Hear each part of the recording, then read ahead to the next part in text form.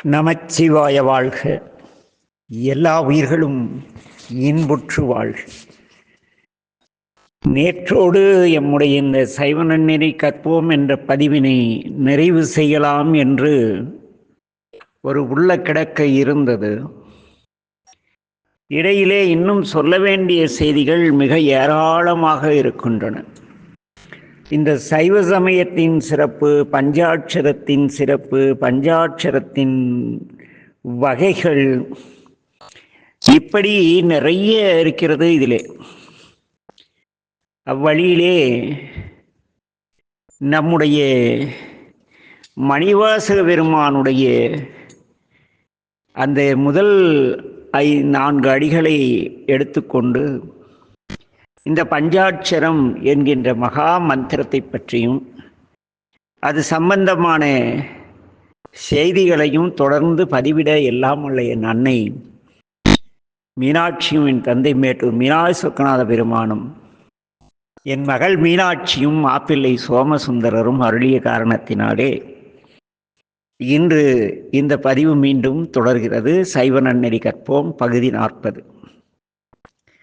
நமச்சிவாய வாழ்க, நாதன் தாழ்வாழ்க, இமைப்பொழுதும் என் நெஞ்சில் நீங்காதான் தாழ் வாழ்க, கோகடி ஆண்ட குருமனிதன் தாழ் வாழ்க, ஆகமம் ஆசி நின்று அன்னிப்பான் தாழ் வாழ்க என்று கூறி, இந்த சிவ வழிபாட்டிற்கு உயிர் துணையாக இருப்பது, உயிராக இருப்பது பஞ்சாட்சரம்.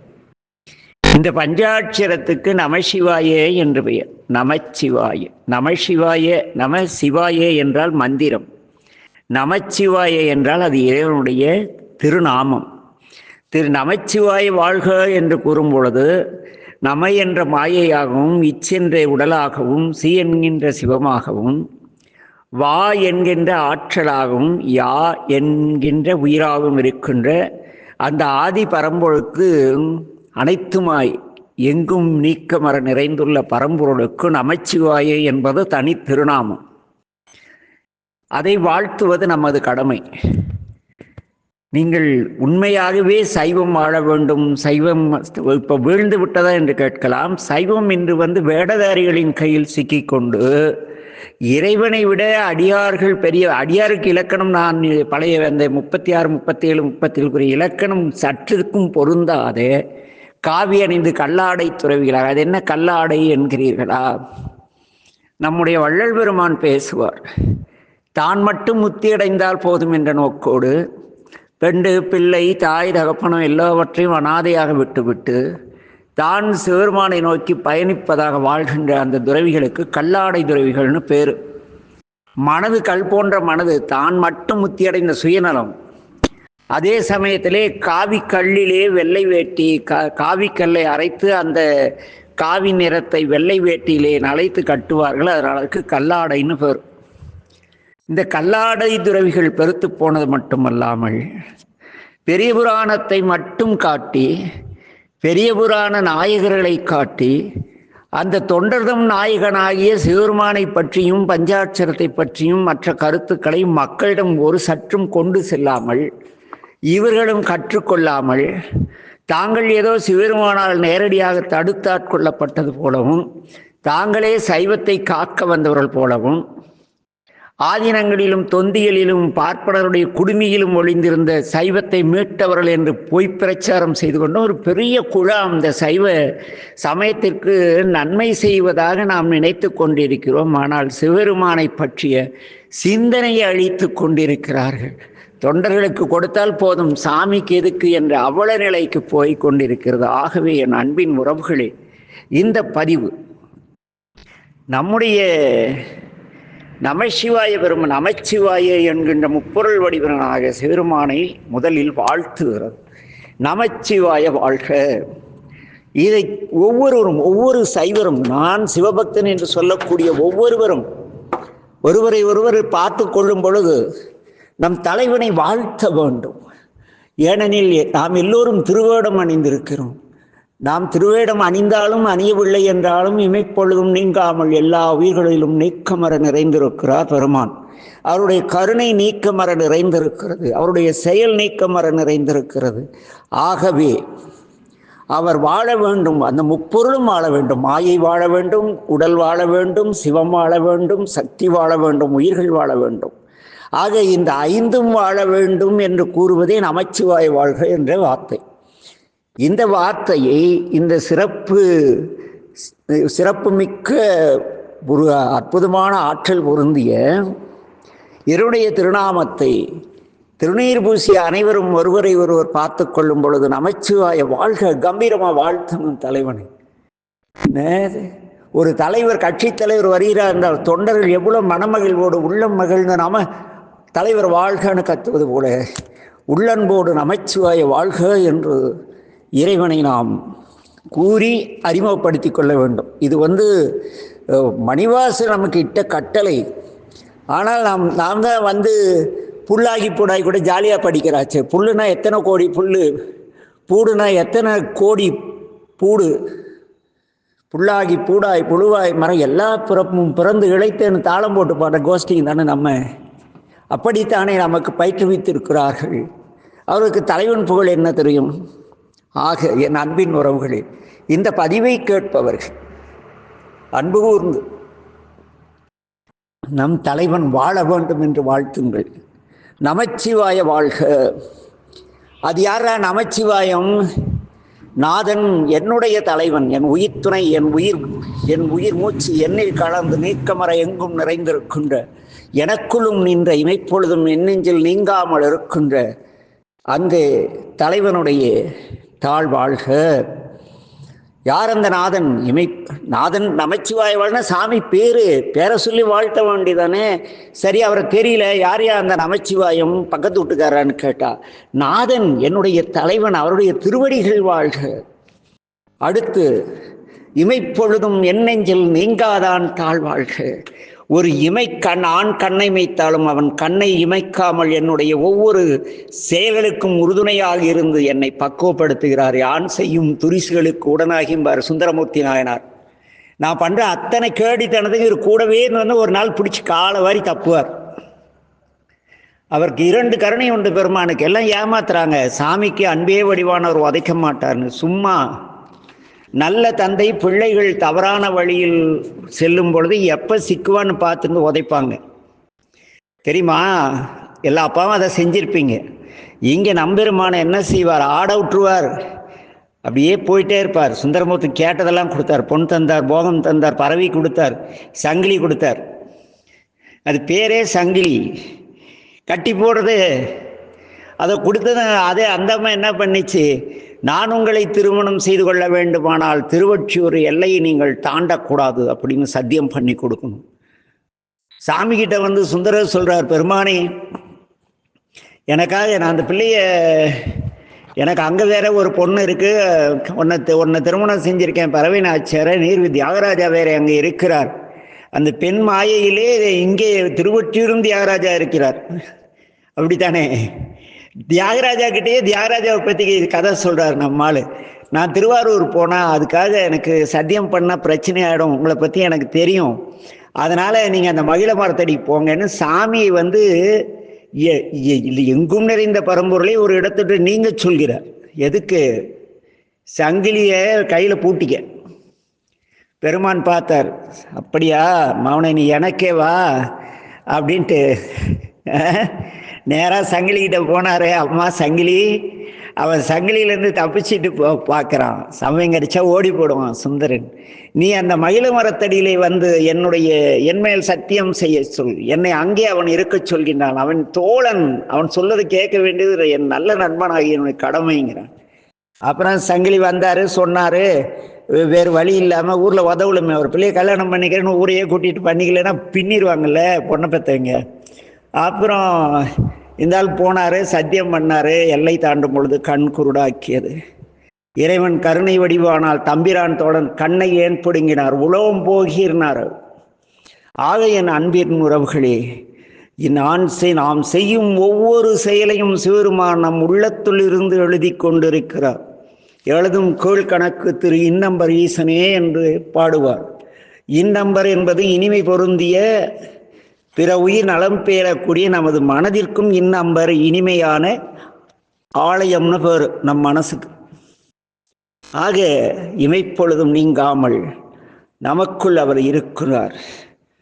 என்ன சரி, அவர் இருந்து விட்டு போகட்டும், நான் இப்படித்தான் செய்வேன் என்றால் செய்துட்டு போங்க. தலைவனை வாழ்த்த மாட்டேன், நமச்சிவாயன்னு சொன்னால் என் குரு எனக்கு சிவாய நமன்னு உபதேசம் பண்ணியிருக்கார், நான் சிவாய நம்ம சொல்லிட்டு போங்க. சொக்கருக்கு அதனால ஒரு லாஸும் கிடையாது. சைவத்துக்கு லாஸ் என்ன? கிறிஸ்தவம் பார்த்தா ஸ்தோத்திரம்ங்கிறான், அல்லேலூயா தேவனை மகிமைப்படுத்துவோங்கிறான். இஸ்லாமியர்கள் சகோதரர்கள் என்ன சொல்றாங்க? இன்ஷா அல்லா அல்லாவின் கருணையினால். நம்ம தலைவர் குருநாதர் மணிவாசர் வாழ்த்திட்டு போயிருவாரு, அந்த பேர் நமச்சிவாயன் வாழ்த்த கூட யோகியதை நமக்கு எத்தனை பேருக்கு இருக்கு சொல்லுங்க? நிறைய பேர் அதை சொல்லவே முடியாது தெரியுமா? நீங்கள் உண்மையான மனமொழி மெய்களால் சிவபக்தர்களாக சிவ தொண்டர்களாக இருந்தால் மட்டும்தான் தலைவரை வாழ்த்த முடியும். இல்லை எனில் தலைவனிடத்து கோளர் பதிகமும் அந்த பதிகம் இந்த பதிகம் படித்து உங்கள் சுயலாபத்துக்கு வாழ்ந்துட்டு மண்ணிடை மீண்டும் பிறந்து என்ன அம்மாவுடைய துர்நாற்றம் பிடிச்ச அந்த மலக்குடலுக்கும் உணவு குடலுக்கும் நடுவில் இருக்கின்ற அந்த கர்ப்பப்பையிலே போய் தங்கி எப்படியே இருந்துட்டு போங்க, எனக்கு என்ன போகுது இல்லை? ஆக என் அன்பின் உறவுகளே, என் பதிவுகள் சற்று காலமாக இங்கு நடக்கும் செய்திகளை பார்த்து சற்று உணர்ச்சி வசப்பட்டதாக இருக்கிறது. என்னடா நம் தலைவனை பற்றி எவனும் தலைவனை வாழ்த்தக்கூட தகுதி இல்லாதவர்களாம் சிவன் அடியார்கள் சிவ தொண்டர்கள் என்று சொல்கிறார்களே. என் சிவாய நம என்ற மந்திரத்துக்கு பொருளே நீ மாயையில் மாட்ட வைத்துள்ளார் சாமி. உன்னை சீங்கிற சிவம் வாங்குற ஆற்றலும் யாகின்ற உயிராகிய உன்னை மாயையில் அழுத்தியுள்ளது அப்படிங்கிற விளக்கத்தை சொல்ல தெரியாதவெல்லாம் குரு. உடனே நம்ம ஐயா ஒருத்தர் என்கிட்ட கேட்டார், ஐயா நாங்கள்லாம் சிவாய நம்ம மாறிட்டோம், நீங்கள் இன்னும் நமச்சிவாயத்தை கட்டிட்டு அழுறீங்களே. ஆமாம் கண்ணு, இங்கே நமங்கிற மாயிலிருந்து இச்சுங்கிற உடல் கிடைச்சிது, சிவமும் சக்தியும் யாகங்கன்ற என்னை என்ன பண்ணுது, மாயை பற்றாமல் தடுத்து இடை நிற்கின்றன. ஆக நான் நமச்சிவாய தான் சொல்லுவேன்ப்பா, நமச்சிவாய கூட சொல்ல மாட்டேன், நமச்சிவாய வாழ்க தான் சொல்லுவேன். ஏனெனில் என் தலைவன் வாழ்ந்தால் என்னை காப்பாற்றிட்டு போறான் சாமி. எத்தனை அடியார்கள் எத்தனை ஊர்ல இருக்காங்க, அங்க அருகில் இருக்கிற கிராமங்கள்லாம் கேப்பறத்து எவ்வளவு அழகிய நடராஜ திருமேனிகள்லாம் இருக்கு. சிதம்பரத்துக்கு கூடியரும் 500 ரூபா டிக்கெட் போட்டு 10 பேர் அந்த 5000 ரூபாய் செலவு பண்ணால் அந்த ஊரில் இருக்கிற நடராஜா அவங்களுக்காக தானே எழுந்தருளி இருக்கிறார். திருவண்ணாமலைக்கு மாதம் மாதம் ஓடுவோம். ஏன் பௌர்ணமியில் உங்கள் ஊரில் சிவருமானுக்கு தண்ணி ஊற்றினா பெருமான் அருள் செய்ய மாட்டாரா? சிந்தனையை தூண்டக்கூடிய நல்ல குருமார்கள் அழிந்து போனார்கள், இன்னைக்கு இல்லை, எல்லாம் காசு. மடாதிபதிகளே வந்து அருளாசி உரை வணங்குறதுக்கு காசு, பொருளாசியோடு வந்து விட்டு இவர் எங்கே அருளாசி வழங்குவார்? ஆக என் அன்பின் உறவுகளே, இன்றைய சைவத்தின் நிலை இது. இந்த நிலை மாற ஒரு சிலரேனும் தலைவரை வாழ்த்தி உண்மை தெரிந்து இறைவனை வழிபட வேண்டும் என்பதற்காக எம்பெருமான் சொக்கநாதரும் அன்னை மீனாட்சியும் இந்த பதிவை மீண்டும் தொடர்வதற்கு எனக்கு அருளியுள்ளார்கள். சரி, நமச்சிவாயத்திற்குள் செல்வோம். சிவ வழிபாட்டுக்கு உயிர் தங்கக்கூடிய இடமாக இருப்பது எதுனா பஞ்சாட்சரம். அதற்கு நமசிவாயன்னு பேர். ஏன் நமசிவாயன்னு பேர்னா, இந்த உலகம் நம என்கிற மாயையாலும் சிவ என்கிற சிவத்தாலும் வா என்கின்ற சக்தியாலும் யா என்ற உயிராலும் இந்த உலகம் இருக்கிறது, இயங்குகிறது என்று பொருள். இச்சுங்கிற உடல் வரும் போகும். ஆக இந்த நமசிவாய மந்திரத்திற்கு மகா மந்திரம்னு பேர். என்ன பேரு? மகா மந்திரம். மதுரை மீனாட்சி சுந்தரேஸ்வர ஆலயம் எவ்வாறு தமிழகத்தின் மையப்பகுதியிலே அமைந்திருக்கிறதோ அழகாக, அதுபோல வேதங்கள் 4 என்றாலும் அதர்வன வேதம் மற்றும் 3 வேதங்களின் தொகுப்பே என்ன? இந்த வேதம் என்பது சாம யஜுர் அதர்வன என்ற 3 வேதங்களின் தொகுப்பு தான் வந்து வேதம். இந்த வேதத்தில் இந்த எதற்கு முக்கியத்துவம் தரன்னா, நம்முடைய ரிக் யஜுர் அதர்வனம் இது 3க்கு தான் முக்கியத்துவம். அந்த சாமம் என்பது இசைத்துறை சார்ந்த வந்து வழிபாட்டில் பெருசாக எடுத்துக்கிறது இல்லை. இந்த வேதங்களின் குறுக்கே முக்கியத்துவம் கொடுக்கப்பட்டிருக்கிறது.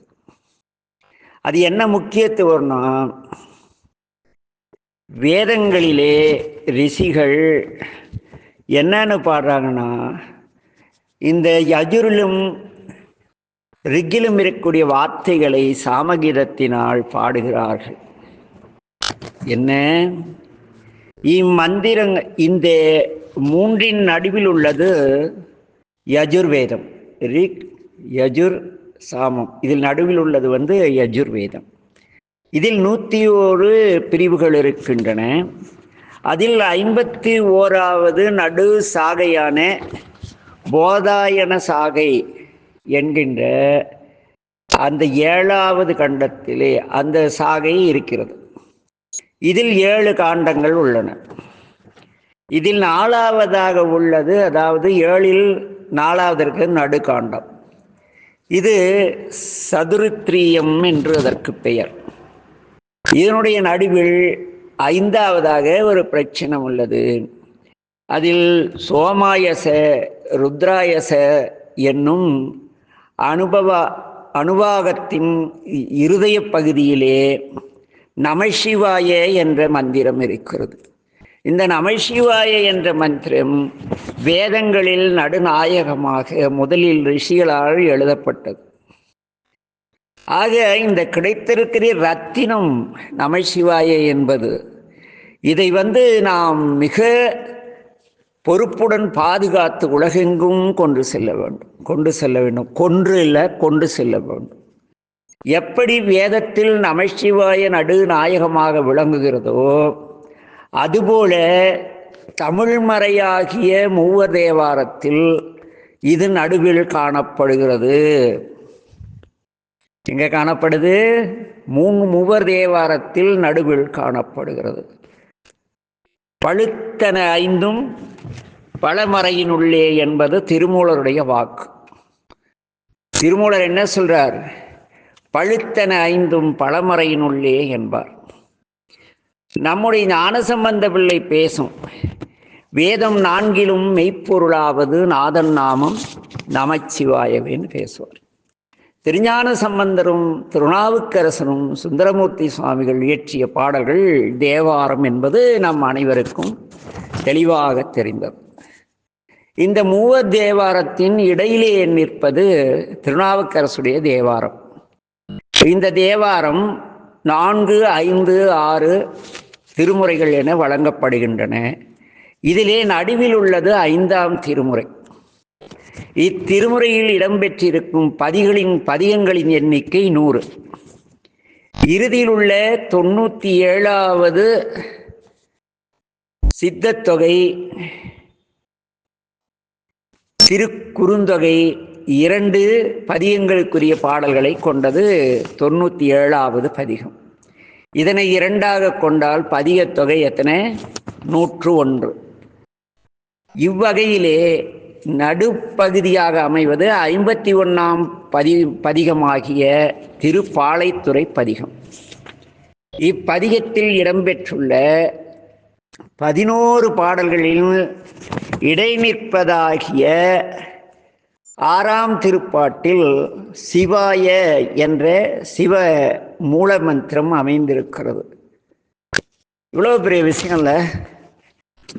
விண்ணினார் பணிந்தேத்த வியப்புறும் மண்ணினார் மறவாது சிவாய என்று எண்ணினார்க்கு இடமாம் எழில் வானகம் பண்ணினார் அவர் பாலைத்துறையாரே என்று பேசுவார். பக்தியின் துணை கொண்டு என்ன நம்முடைய பெருமான் பாடுகிறார். விண்ணினார் பணிந்தேத்த வியப்புறும் மண்ணினார் மறவாது சிவாயவென்று எண்ணினார்க்கு இடமாய் எழில் வானகம் பண்ணினார் அவர் பாலைத்துறையாரே என்று பேசுவார். என் அன்பின் உறவுகளே, பக்தியின் துணை கொண்டுதான் சமயத்தின் அனுபவத்தை நாம் பெற முடியும், வேறு எங்குமே பெற முடியாது. எனவே மந்திரம் சைவத்திற்கு முக்கியமாகிறது. நினைத்த பயனை கொடுப்பது மந்திரம். மந்திரங்களின் ராஜாவாக இருப்பது நமசிவாய என்ற பஞ்சாட்சரம். இதில் நம என்பது நாம் விளக்க வேண்டிய அகார மகாரங்களை குறிக்கின்றன. முன்வினை தீவினையை குறிப்பது எளிமைக்காக இந்த வார்த்தையை இங்கே போடுகிறேன். அகங்கார மகங்காரங்களை நம என்ற வார்த்தை குறிக்கிறது. சிவ என்பது துணியப்படும் பொருளை எதை நோக்கி பயணிக்கிறோமோ அந்த பொருளை குறிக்கிறது. யா என்கிறது துணிகின்ற அதன் சிவத்தை தேடுகின்ற நம்மை குறிக்கக்கூடிய வார்த்தை. என்ன நம என்பது என்ன? நாம் எதை விளக்க வேண்டுமோ அந்த அகங்கார மமகாரங்களை குறிக்கின்றன. அதாவது நாம் செய்யக்கூடிய ஆணவம் கண்மம் மாயை இவற்றை குறிக்கிறது நம. எளிமை பொருட்டு இவ்வாறு இங்கு விளக்குகின்றேன். சிவ என்பது நாம் எதை நோக்கி பயணிக்க வேண்டுமோ அதை குறிக்கிறது. யா என்பது அந்த சிவத்தை தேடுகின்ற நம்மை குறிக்கிறது. சிவ என்ற வார்த்தை எப்படி ஏற்பட்டது? எப்படி ஏற்பட்டிருக்கும்? முதல்ல சிவங்கிற வார்த்தை தெரியுமா யாருக்காவது? சிவங்கிற வார்த்தை எப்படி உண்டாயிடுச்சு? சிவன் என்ன தெரியாதா? நாளைக்கு வரைக்கும் காத்திருங்க, நாளைக்கு தெரியும். ஏன்னா அரும்பாடுபட்டு என் அடியனுடைய ஆசான் எனக்கு கொடுத்த அற்புத பொக்கிஷங்கள் இவை எல்லோருக்கும் கிடைக்க வேண்டும் என்பது எல்லோரும் வைர நகை அணிய வேண்டும் என்று நினைக்கக்கூடிய ஒரு அல்ப ஆத்மா நான்.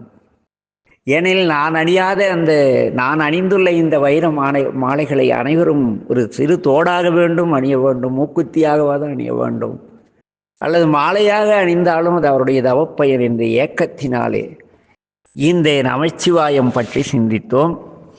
இந்த நமச்சிவாயத்தில் சிவாய என்பது முக்கியமானது. அது வேதங்களிலே எவ்வாறு நடுநாயகமாக இருக்கிறதோ அதுபோல நமது திருமுறையிலே முதலிலே இந்த சிவாயே என்ற மந்திரம் திருப்பாலைத்துறை பதிகத்திலே இருக்கிறது. என்ன நம்ம என்னன்னு பார்த்தோம்? நம்ம விளக்க வேண்டிய அகங்கார மமகாரங்களை அது குறிக்குது. நல்வினை நாம் செய்யக்கூடிய எல்லாத்தையும் ஆணவம் அதெல்லாம் விளக்க வேண்டியதை நாம குறிக்கிறது. சிவ என்பது நாம் எதை தேட வேண்டும் என்று குறிக்கிறது. யா என்கின்ற நம்மை குறிக்கிறது. சரி, நாம் தேடக்கூடிய இந்த சிவ என்பது என்ன? சிவ என்ற வார்த்தை எப்படி ஏற்பட்டது? சிந்தியுங்கள், நாளை சிந்திப்போம். நமச்சிவாய வாழ்க. எல்லா உயிர்களும் இன்புற்று வாழ்க. திருச்சிற்றம்பலம்.